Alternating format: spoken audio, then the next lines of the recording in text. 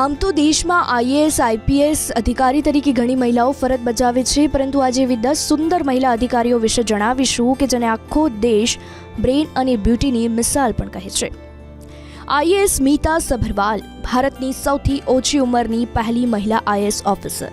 તેમણે યુપીએસસી પરીક્ષામાં ઓલ ઇન્ડિયામાં 4થો રેન્ક હાંસલ કર્યો હતો.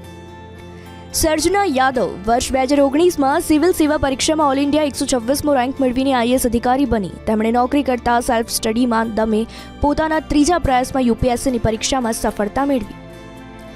પરી બિશ્નોઈ જે રાજસ્થાનના બિકાનેરની છે, તે પોતાના સમાજની પહેલી મહિલા આઈએએસ ઓફિસર છે. તેમણે વર્ષ 2019માં યુપીએસસી પરીક્ષા ક્રેક કરી અને માત્ર 24 વર્ષની ઉંમરમાં આઈએએસ બની એક મિસાલ કાયમ કરી.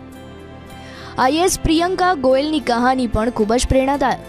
તેમણે યુપીએસસી સિવિલ સેવા પરીક્ષામાં 5 વખત અસફળતાનો સામનો કર્યો, પરંતુ હાર ન માની અને પોતાના 6ઠ્ઠા અને છેલ્લા પ્રયાસમાં યુપીએસસી સિવિલ સેવા પરીક્ષા 2022ને પાસ કરી પોતાનું સપનું પૂર્ણ કર્યું.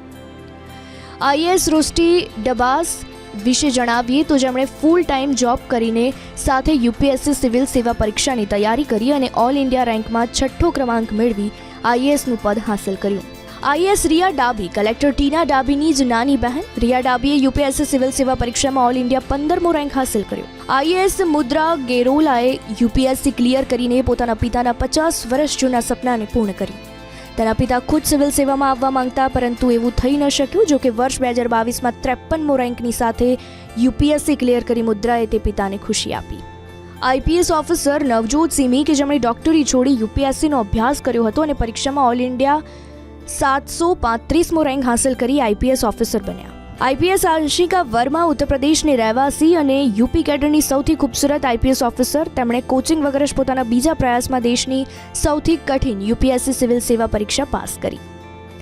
યુપીએસસી પરીક્ષા પાસ કરીને આઈપીએસ બનેલી આશના ચૌધરી બ્યુટી વિથ બ્રેનની એક મિસાલ છે. તે પોતાના લુક્સથી ઘણી બોલિવૂડ અભિનેત્રીઓને પણ માત આપે છે. તેમણે પોતાના 3જા પ્રયાસમાં યુપીએસસી પરીક્ષા પાસ કરી.